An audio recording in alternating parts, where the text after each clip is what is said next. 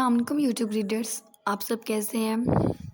ویسے کل تو ضد کی ایپیسوڈ آنی چاہیے تھی، لیکن پھر بھی سورکانچل کی سرپرائز ایپیسوڈ دے دی گئی تھی۔ لیکن آج میں آپ کے لیے لائی ہوں ضد ناول کی ایپیسوڈ نمبر 13۔ تو ہم سٹارٹ کرتے ہیں ضد تانے دار ناولز قسط نمبر 13۔ تقریباً ایک ہفتہ ہونے کو آیا تھا۔ بختیار خان پر ایک بے چینی اضطرابی سی کیفیت سوار تھی۔ نہ سکون سے سو پا رہا تھا، نہ ہی کسی کام میں دلچسپی لے رہا تھا۔ مراد کی مکمل توجہ اس پر تھی، وہ ذہنی الجھن کا شکار تھا۔ خان، گاؤں کے کچھ لوگ آئے ہیں۔ مراد نے اس کی جانب دیکھا جو لحاف میں دبکا ہوا تھا۔ سیاہ لحاف اس کے بھرپور وجود کو ڈھانپے ہوئے تھا، جبکہ وہ تکیوں کو اپنے بازوؤں کی فولادی گرفت میں جکڑے ہوئے تھا۔ اس کے برہنہ بازو کرستی تھے، ایک طاقت سی تھی اس کے بازو میں۔ اکثر مراد درخنے کو اور پھر اپنے خان کو دیکھ کر پریشان ہو جاتا کہ آخر اس چھوٹی سی لڑکی پر ایک دیو ہیکل شخص کی ذمہ داری کوئی عام بات نہ تھی۔ خان جب خاموش کھڑے مجھے گھورتے ہوئے تو ضرور کچھ بیکار سوچتے ہو۔ وہ اتنا بھی لا علم نہیں تھا۔ مراد کھسیانہ سا ہو کر ادھر ادھر دیکھنے لگا، جبکہ بختیار نے سر اٹھا کر اس کی جانب سنجیدگی سے دیکھا۔ غلط فہمی ہے آپ کی ہمیشہ سے، مراد خان نے جواب دیا اور اس کا کمرہ دیکھنے لگا، جو نیک سیک سے ہمیشہ صاف ستھرا ہی رہتا تھا۔ وہ شدید وہمی تھا اپنی چیزوں کے بارے میں۔ کوئی چیز ادھر سے ادھر ہو جائے تو بختیار خان ایک ادھم اٹھا دیتا تھا، اور یہ ہفتے بھر روح پوش ہونے کا احتجاج بھی کچھ اس لیے تھا کہ درخنے اس سے دور ہو گئی تھی، اس کی پسندیدہ چیز، اس کی محبت، اس کا سکون دور ہو گیا تھا۔ تب بھی وہ سرخ آنکھوں سے اٹھ بیٹھا۔ خیر، تمہارے بارے میں غلط فہمیاں نہیں پالتا بختیار۔ بختیار نے گہرا سانس بھرتے بالوں میں ہاتھ پھیرا۔ مراد کچھ نہیں بولا۔ بختیار بیڈ سے اٹھا اور پاؤں میں چپل پھنسا کر واش روم کی جانب چل گیا۔ مراد جبکہ باہر نکل گیا، کیونکہ اس کے اٹھ جانے کا مطلب یہی تھا کہ وہ اب باہر آ جائے گا۔ تقریباً 20 سے 25 منٹ اس نے اس کے کمرے کے باہر کھڑے ہو کر انتظار کیا، اور دروازہ کھلا تو وہ خوشبو میں بسا ہوا اپنی شال کو حسب عادت گھما کر شانوں پہ لیتے باہر نکلا اور آگے چلنے لگا۔ مراد ہمیشہ کی طرح اس کے پیچھے چل دیا۔ ہفتہ بھر سے وہ لوگ آپ کا انتظار کر رہے ہیں، آج میں نے ہی بلا لیا۔ مراد اسے اطلاع دے رہا تھا، تعمیر کا کام شروع کرا دیتے، میرا آنا بھی ضروری نہیں تھا۔ بختیار لاپرواہی سے بولا۔ خان، میں آپ کا ملازم نہیں ہوں، مراد چڑ کر بولا، جبکہ بختیار رک گیا، مڑ کر اس کی جانب دیکھنے لگا۔ تم، وہ انگلی اٹھا کے کچھ بہت خطرناک اسے کہہ دینا چاہتا تھا۔ مراد جبکہ آگے چلا گیا، رکا نہیں۔ بعض اوقات تمہارے تیور نہ مجھے ایسے لگتے ہیں جیسے میں تمہارا ملازم ہوں۔ وہ بھڑکا۔ خدا نہ خواستہ، میں نے ایسا کبھی نہیں کہا، میں صرف یہ احساس دلا رہا ہوں کہ ایک لڑکی کے لیے آپ دنیا سے منہ موڑ گئے تو گاؤں بھی ہاتھ سے جائے گا، اور لڑکی بھی۔ مراد بولا، زیادہ معلوماتی سپاہی بننے کی ضرورت نہیں، محبت کے میم کی تمیز نہیں چلا ہے مجھے سمجھانے۔ وہ سر جھٹک کر باہر نکل گیا۔ مراد کو ایک بار کی کہیں درخنے کی بات بالکل جائز لگی۔ اکڑو خان، وہ باہر جرگے کے کچھ لوگوں کے ساتھ بیٹھا۔ ٹھنڈی ہوا چل رہی تھی، جبکہ اس کے نزدیک عاشقوں کے لیے یہ ہوائیں سازگار نہیں ہوتی، اداسی میں لپٹی ہوتی ہیں، یا پھر خوشی کا کوئی سندیشہ دینے آتی ہیں۔ اب محبوب قریب نہیں تھا تو اداسی کی نشانی تھی۔ وہ بے توجہی سے ان سب کی باتیں سن رہا تھا۔ تبھی وہاں عالم بھی آ گیا، اور اس کے نکلنے والے دانت دیکھ کر بختیار کا دل کیا ساتھ پڑی اپنی گن سے اس کے ایک ایک دانت کا نشانہ بنا کر اس کی بتیسی توڑ دے، لیکن وہ اسے دیکھ کر نگاہ پھیر گیا۔ ٹھیک ہے خان، ایک آدمی بولا تو وہ سر ہلانے لگا، جبکہ مراد کا دل کیا اپنا ماتھا ہی پیٹ ڈالے۔ خان، لیکن جو نقشہ ہے اس حساب سے تو اس یونیورسٹی کی عمارت کا کچھ حصہ اکبر خان کی اکبر خان کی زمین سے ٹکرائے گا، اور اکبر خان تو اس حق میں نہیں کیونکہ زمین پہ کوئی خواتین کی یونیورسٹی بنے، وہ ہنگامہ اٹھائے گا۔ بختیار نے اسے احساس دلایا کہ وہ توجہ ذرا نقشے پہ بھی دے۔ عالم بھی وہیں کرسی کھینچ کے بیٹھ گیا تھا۔ بختیار نے نقشے کی جانب دیکھا۔ اکبر خان کے علاقے میں یونیورسٹی کا کچھ حصہ جا رہا تھا۔ ویسے تو وہ علاقہ اس کا بھی تھا۔ وہ جانتا تھا اس زمین کے ٹکڑے پر آج تک جنگ جاری تھی۔ اسے نقشے کو غور سے دیکھا۔ یونیورسٹی کا باتھ روم اکبر خان کی زمین پر بنوا دو اور پورے گاؤں کے لیے باہر سے کھلا چھوڑ دو، مسافروں کے لیے چھوڑ دو، وہ سنجیدگی سے بولا۔ جرگے کے معزز لوگ اسے حیرانگی سے دیکھنے لگے، جبکہ مراد نے ایک سانس بھرا تھا۔ دوسری طرف عالم کی ہنسی چھوٹ گئی۔ جبکہ بختیار نے کھا جانے والی نظروں سے دیکھا تو سوری کہہ کے وہ اپنے موبائل میں لگ گیا۔ یہ کیا بات کر رہے ہیں خان آپ؟ ایک آدمی بولا۔ بات واضح ہے، میں اکبر خان کی زمین پر اس کے اوقات واضح کر رہا ہوں، اور اس سے بڑھ کر اس کی کوئی اوقات نہیں۔ جو میں نے کہہ دیا سو کہہ دیا۔ یونیورسٹی کے تمام باتھ روم اسی حصے میں بنیں گے اور کسی وہ مڑ کر مراد کو دیکھنے لگا۔ کسی نے میرے فیصلے کو تبدیل کیا تو وہ خود ذمہ دار ہوگا۔ مراد اکثر اس کی فضول حرکتوں کی خبر مورے کو دے دیتا تھا، جس پہ مورے خصوصی بلا کر کلاس لے لیتی تھی۔ تب یہ جان بوجھ کر وہ موڑا تھا۔ مراد نے دانت پیس لیے۔ خان یونیورسٹی کا یہ حصہ پرویز خان کی زمین سے ملتا ہے، وہاں بھی بتا دیں وہاں کیا بنانا ہے۔ مراد کلسا، وہاں بھی حمام بنوا دو۔ وہ چیڑا اور عالم کی جانب دیکھا، جو اسے آنکھیں سکیڑ کے دیکھ رہا تھا۔ بتیسی مکمل اندر چلی گئی تھی۔ لگتا ہے خان کی طبیعت نہیں ٹھیک، ہم پھر آ جائیں گے۔ وہ لوگ اٹھ کے، کیونکہ وہ باتیں ہی ایسی کر رہا تھا۔ بختیار نے روکا نہیں، کیونکہ وہ واقعی ٹھیک نہیں تھا، اور ایسے ہی فیصلے کرتا تو بہتر تھا وہ لوگ بعد میں ہی آ جاتے۔ چائے پانی کا اہتمام کیا ہے تم نے؟ اور گہرا سانس بھرتا مراد سے بولا۔ جی خان، مراد نے ان سب کو رکنے کا کہا، اور تقریباً 1 گھنٹہ ان کی بھرپور مہمان نوازی کی گئی تھی۔ اس مہمان نوازی کے بعد وہ لوگ اٹھ کر وہاں سے جاتے کہ ایک ملازم اندر آیا اور بختیار کو سلام کیا۔ بختیار نے تھکے تھکے انداز میں جواب دیا۔ وہ کم از کم فی الوقت کسی کے بھی مسئلے مسائل سننے کے حق میں نہیں تھا۔ خان آپ سے ملنے کوئی آیا ہے؟ اس نے بختیار کو دیکھا۔ مراد سمیت جرگے کے وہ لوگ بھی متوجہ ہوئے۔ وہ انکار نہیں کر سکتا تھا، تبھی سر ہلا دیا۔ اندر بھیج دو، اس نے کہا۔ جرگے کے لوگ اس سے ہاتھ ملا کے وہاں سے جانے کے لیے مڑ گئے۔ بختیار نے مراد کی جانب دیکھا، جبکہ مراد سمجھ گیا۔ مراد بھی مڑا تھا کہ وہ جو بھی باہر ہے اس کی داستان خود ہی سن کر اسے بعد میں آنے کا کہہ دے۔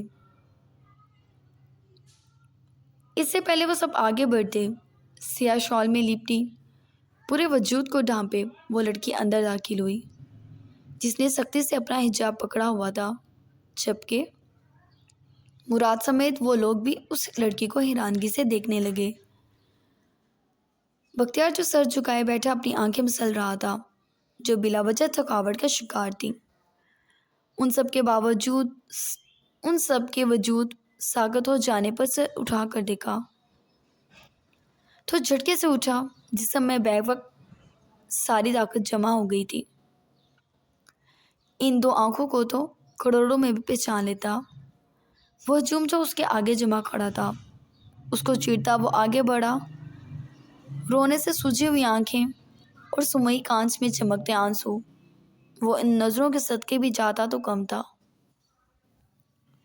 سائیں آپ، آواز میں ایسی بشاشت تھی جو اب سے پہلے تو اس میں نہیں تھی۔ جو یونیورسٹی کے نقشے کی بینڈ بجا چکا تھا، دونوں سروں پر باتھ روم بنوا کر اب بالکل تازہ دم لگ رہا تھا۔ درخنے کچھ نہیں بولی، نظریں جھکا گئی۔ ہلکی سی سسکی نے بختیار کو جیسے بے قابو کر دیا۔ وہ اس کی جانب بڑھا اور رک گیا۔ مڑ کر دیکھا، وہ سب اسے آنکھیں پھاڑ کر دیکھ رہے تھے۔ لبوں میں مسکراہٹ تھی کہ ہٹ نہیں رہی تھی۔ ہم پھر بیٹھتے ہیں، کل نہیں پرسوں، یا پھر کبھی ضرور اس موضوع پر بات کریں گے۔ جاؤ مراد، سب کو باہر لے جاؤ، اس نے کہا۔ بشاشیت ہی بشاشیت تھی۔ مراد حیران و پریشان رہ گیا۔ درخنے یہاں؟ کیسے؟ کیوں؟ کیا وجہ تھی؟ وہ کیسے یہاں نکل کر آ گئی؟ اس کا پاگل خان جو نہیں سوچتا تھا، نہ چاہتے ہوئے بھی مراد وہ سوچ رہا تھا۔ سر ہلا کے وہ ان لوگوں کو باہر لے گیا، جبکہ بختیار پلٹا۔ سائیں آپ ہمارے گھر آئے، خود چل کر آئے۔ میری جان، ایسے زحمت کیوں کی؟ خادم کو حکم کرتے ہم خود آتے، آپ کو پلکوں پلاتے۔ آپ اپنے علاقے میں ایسے کیوں چوری چھپے آئے؟ اب ایسے کھڑے کیوں ہیں؟ آپ اندر چلیں، یہ جگہ سازگار نہیں آپ کے لیے۔ وہ جیسے اس کی راہوں میں پلکیں بچھا دینا چاہتا تھا۔ ڈھیرے پہ کھڑے ملازم اور عالم خان بختیار خان کی دیوانگی ملاحظہ فرما رہے تھے۔ وہ کچھ نہیں بولی۔ بختیار نے اسے جس سمت چلنے کا کہا، اس سمت چلنے لگی۔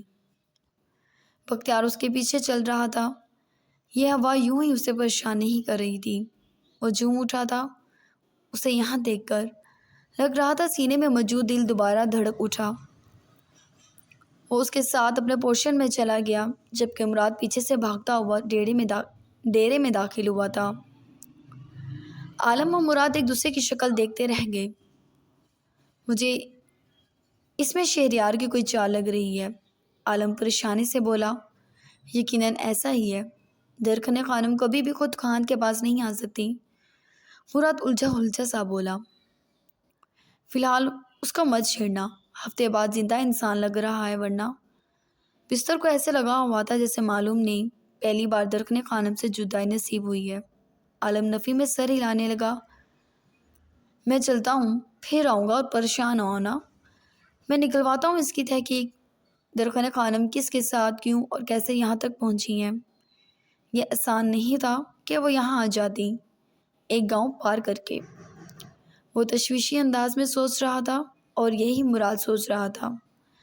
لیکن جس کے سوچنے کی یہ باتیں تھیں، وہ تو پاگل ہو رہا تھا۔ آخر کو اس کا محبوب آیا تھا، وہ پاگل ہوتا بھی کیسے نہ ہو۔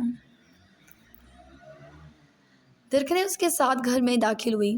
احساس شرمندگی تھی یا پھر کچھ اور، وہ ہلکا ہلکا کانپ رہی تھی، جبکہ وہ پیچھے ہی تھا اس کے۔ درخنے بیچ میں ہی رک گئی۔ وہ ارد گرد دیکھنے لگی۔ ان کی حویلی پرانے طرز کی تھی، اور حویلی سے باہر کبھی قدم نہیں رکھا تھا۔ یہ سب اس کے لیے نیا تھا۔ اس سے پہلے وہ جہاں رہی تھی وہ بھی ایک پرانی حویلی تھی، لیکن درخنے اس کے اس لکڑی کے بنے گھر میں جا کر بھی کافی حیران ہوئی تھی۔ اتنا جدید اور پہاڑوں کی چٹانوں پہ ایک لکڑی کا گھر اس کے لیے باعث حیرت تھا، اور اب بھی یہاں آ کر وہ چٹانوں وہ حیرانی سے اپنی سرمئی آنکھوں کو ارد گرد کی چیزوں کو دیکھنے میں مصروف کر چکی تھی۔ بختیار لبوں کی تراش میں مسکراہٹ سجائے اپنے دل کو زبردستی سنبھالے، اس سے فاصلے پر وہیں دروازے کے نزدیک کھڑا وہ اسے چاہت سے دیکھ رہا تھا۔ کبھی تصور بھی نہیں کیا تھا کہ وہ اس کے پاس یوں آئے گی، اس کے ساتھ اس کے گھر میں کھڑی ہوگی۔ یہ معجزہ ہی تو تھا یا خواب؟ تیری آنکھیں کانچ کے ٹکڑے، میرا عشق ننگے پاؤں چلے۔ غمگین شوق آواز اپنے پہلو سے اڑتی محسوس ہوئی، اور درخنے حواسوں میں لوٹ آئی۔ ایک دم پلٹی، اور آنکھ میں اٹکا آنسو ایک دم اس کی آنکھ سے ٹوٹ کے سیاہ چادر میں جا چھپا۔ خدا کو مانیے سائیں، اس طرح اگر آپ بن بادل برسات کرتی رہیں تو بختیار خان کہاں جائے گا؟ وہ خرما خرما چلتا اس کے نزدیک آ گیا۔ اس کی سرمئی آنکھوں میں پورا بختیار خان سمایا ہوا تھا۔ بختیار کو یہ سب کسی خواب سے کم نہیں لگ رہا تھا۔ ہاں، وہ اتنا خوش تھا اس کے آنے سے۔ اس کے دودھیا بے داغ ہاتھوں نے چادر کو سختی سے تھام کر اپنا چہرہ چھپایا ہوا تھا۔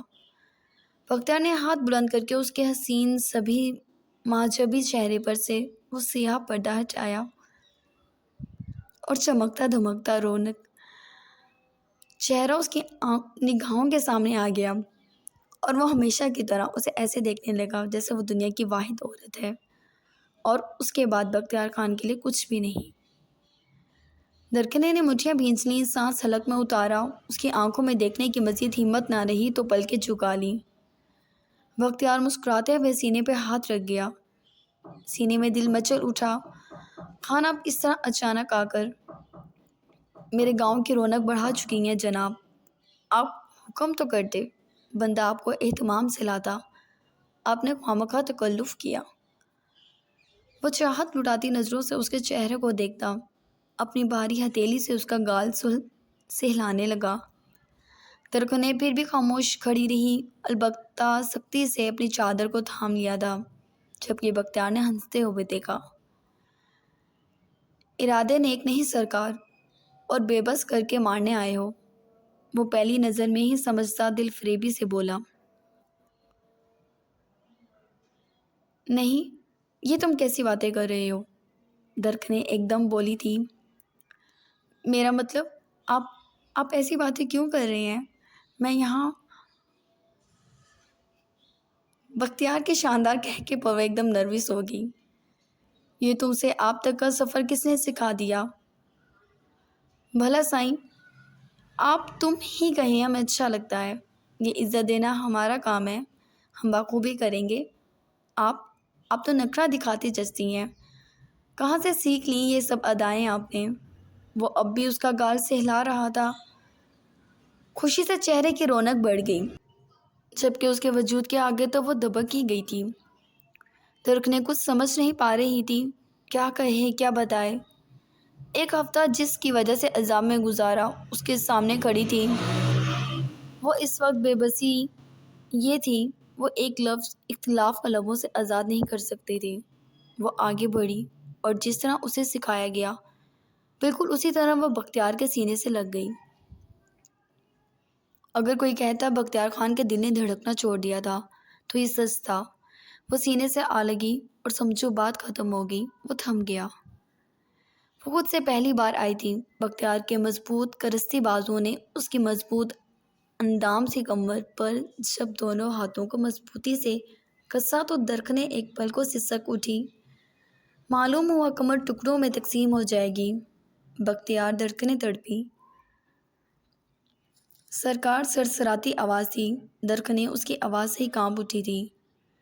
آپ کی اتنی سی جان ہے، اتنا بڑا وجود اٹھا کر آپ پہاڑ سر کرنے آئی ہیں۔ وہ آہستگی سے اس کے کان میں بولتا، اس کی پشت پر ہاتھ پھیرنے لگا تھا، جبکہ گردن کے نزدیک ایک گہرا سانس بھر کر اس کی خوشبو کو اس سانس میں بھر لیا۔ درخنے کام سی اٹھی، اس کے مضبوط بازوؤں کی جان لیوا حرکت درخنے کے لیے یہ سب کسی امتحان سے کم نہیں تھا۔ بختیار تھوڑی ہی دیر میں اس سے دور ہوا اور اس کی پیشانی چوم لی۔ تم پوچھو گے نہیں میں یہاں کیوں آئی ہوں؟ درخنے ذرا گھبرا کر بولی۔ اس کی آنکھوں سے الجھن ہو رہی تھی۔ ایک ہفتہ اس نے بڑی اذیت سے گزارا تھا۔ بختیار مسکراتے ہوئے اسے باہوں کے گھیرے میں یوں ہی لیے کھڑا پرسوچ سا دیکھنے لگا۔ نہیں، جس نے بھی آپ کو یہاں بھیجا ہے میرا حسین ہے سائیں، دل مان ہی نہیں رہا، یہ آنکھیں مروانے کا ارادہ رکھتی ہیں۔ وہ ہنس دیا۔ کیسی باتیں کر رہے ہیں؟ وہ خفیف سی ہوئی۔ تو حکم کرے، کیسی باتوں کی طلبگار ہیں آپ؟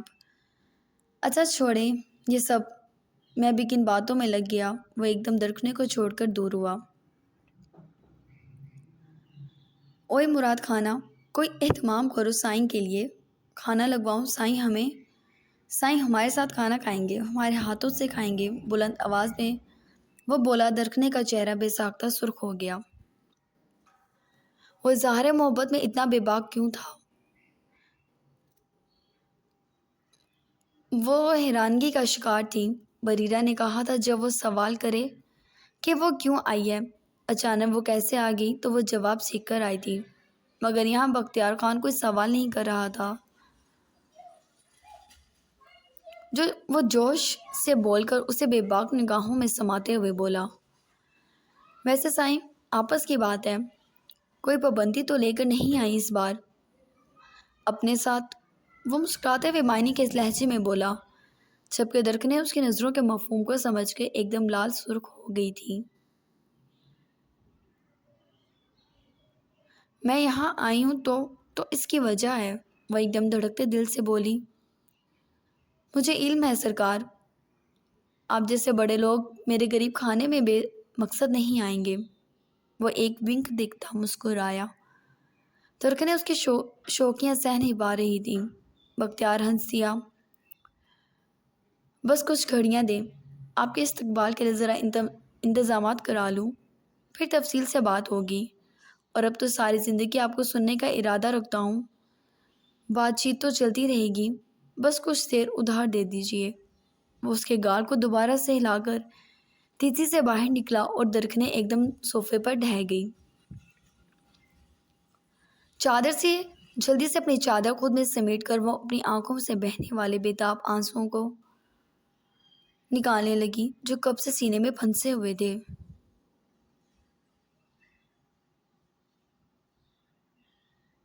وہ اٹھی تو صرف بی جان تھی اس کے پاس، اور ہوش میں جب وہ آئی تو بی جان نے اسے سینے میں بھینچ لیا اور بری طرح رو دی۔ درخنے تم کیوں آئی بچے؟ تم نہ آتی میری جان، کیوں آئی تم؟ بی جان سسک رہی تھی۔ درخنے حیرانی سے ماں کو دیکھنے لگی۔ بی جان آپ ایسے کیوں کہہ رہی ہیں؟ وہ مجھے اٹھا کے لے گیا تھا، میرے باپ بھائی کی عزت پر وار کر رہا تھا۔ میں قسم کھاتی ہوں میں نے… وہ تھم گئی۔ تکلیف داتا اپنی ذات کی گواہی دینا۔ میں نے بختیار خان کو خود کو چھونے نہیں دیا بی جان، وہ نگاہیں جھکا کر بولی۔ نہیں، میں نے تم سے سوال نہیں کیا، بالکل کوئی سوال نہیں کیا۔ میری بیٹی کبھی کوئی غلط کام نہیں کر سکتی، لیکن جو عزت تم بچانے کے لیے یہاں آئی ہو، تمہارے باپ بھائی کی نظر میں وہ لٹ گئی ہے۔ شہریار سر پر کفن باندھے بیٹھا ہے۔ درکھنے میں دعائیں مانگتی رہی اپنے اللہ سے کہ تم کبھی نہ لوٹو، بختیار خان ہمیشہ تمہیں اپنے پاس رکھے، لیکن تم واپس آ گئی۔ درکھنے تم کچھ کرو، اس سے کہو وہ تمہیں دوبارہ لے جائے۔ یہ لوگ صرف بختیار سے گھبراتے ہیں، ورنہ یہ… ایک دم دروازہ کھلا اور بریرہ کمرے میں آئی۔ بی جان نے نگاہیں چرا کے آنسو صاف کر لیے۔ اٹھ گئی تم؟ وہ تیوریاں چڑھائے بولی۔ اکا جان، آپ مجھ سے خفا مت ہو، میں نے کچھ نہیں کیا، میرا کوئی قصور نہیں ہے۔ وہ بریرہ کے ہاتھ تھامتی بولی، جبکہ بریرہ نے اس کے ہاتھ جھٹک دیے۔ قصہ وہیں ختم ہو جائے گا جب تم نکاح نامہ دکھاؤ گی۔ دکھاؤ؟ کہاں ہے وہ نکاح نامہ جس کے بلبوتے پہ مجھے یہ بتا رہی ہو کہ کچھ نہیں کیا میں نے؟ وہ اس کی نقل اتارتی بولی اور درخنے چپ کی چپ رہ گئی۔ دکھاؤ نا، کہاں ہے نکاح نامہ؟ وہ اس کا مذاق بناتی ہنسی۔ درخنے کو لگا وہ ختم ہو جائے گی۔ تم نے صحیح اس حویلی کو کوٹھا بنایا ہے، اب وہ پریورش بھی اسی رستے پر چل پڑے۔ بھلا میرے بھائی کے سر پہ خاک ڈال کے ملا کیا تم ماں بیٹیوں کو؟ وہ بی جان کو نفرت سے گھورنے لگی۔ درکھنے کی طبیعت نہیں ٹھیک، بریرہ یہ باتیں کر کے اسے اذیت مت دو، بی جان بولی۔ لو، آپ کے منہ میں کہاں سے زبان آ گئی؟ بھابھی جان، آپ کا معاملہ نہیں ہے، یہ ساری زندگی سے جب زبان کو ایلفی لگا کے رکھی ہے تو آج بھی رکھے۔ درکھنے بی بی، تمہارا تو انجام بہت برا ہے، یہ یاد رکھنا تم۔ وہ بھڑک کر بولتی باہر چلی گئی۔ درکھنے ماں کو دیکھنے لگی اور ایک دم پھٹ پھٹ کر رو دی۔ یہ سب سہنا اس کے لیے بے حد مشکل تھا۔ وہ ایسی لڑکی نہیں تھی، اتنے مضبوط اعصاب کی مالک نہیں تھی۔ پریورش اور گل کو اکبر خان نے سختی سے منع کر دیا تھا کہ درکھنے سے نہیں ملنا، جبکہ خود وہ بھولے سے بھی اس کے کمرے کے پاس بھی نہیں آتے تھے۔ اپنی بہن سے نہیں مل سکتی تھی، کمرے سے باہر نہیں نکل سکتی تھی، بس بی جان اسے 3 وقت کا کھانا دینے آتی اور کھانا کھاتے اتنا روتی کہ وہ بے پناہ اذیت کا شکار ہوتی۔ کہ ماں کو کس اذیت سے اس کی وجہ سے گزرنا پڑ رہا تھا۔ بی جان، میں بابا جان سے بات کروں گی۔ انہیں کیسے یقین دلاؤں میں پاک ہوں، میں صاف ہوں، اس نے مجھ سے نکاح کیا ہے۔ تک نے ماں کو دیکھتی بولی، جو بڑی ضبط سے اس کھانے کو گھو رہی تھی، اور پھر ایک دم جیسے کسی فیصلے پہ پہنچی وہ پلیٹ ایک طرف پھینک گئی۔ درخنے، میری بچی، تو بھاگ جا یہاں سے، تو جا، یہ لوگ تجھے مار دیں گے، یہ لوگ تجھے زندہ نہیں چھوڑیں گے، تو چلی جا اسی کے پاس۔ بی جان تڑپ کر بولی، جبکہ درخنے حیران رہ گئی۔ آپ کیسی باتیں کر رہی ہیں؟ اس کھانے میں زہر ہے۔ وہ سسک اٹھی، اپنا سر پیٹنے لگی۔ وہ اتنی بے بس تھی اپنے بچوں کے لیے، اپنی بیٹیوں کے لیے۔ اس جہنم سے وہ کسی ایک کو تو آزاد کرتی۔ درخنے کی آنکھیں پھیل گئیں۔ میں تجھے اپنے ہاتھوں سے زہر کیسے کھلاؤں میری بیٹی؟ جاؤ تم بختیار کے پاس، وہی تمہاری حفاظت کرے گا ان سب سے۔ تم یہاں مت رکو۔ بی جان کے الفاظ وہ چکر کھا گئی۔ اس کھانے کو حیرانگی سے دیکھتی تو کبھی اپنی ماں کو، اور پھر دونوں ماں بیٹی ایک دوسرے کے سینے سے لگی بے حد رو دیں۔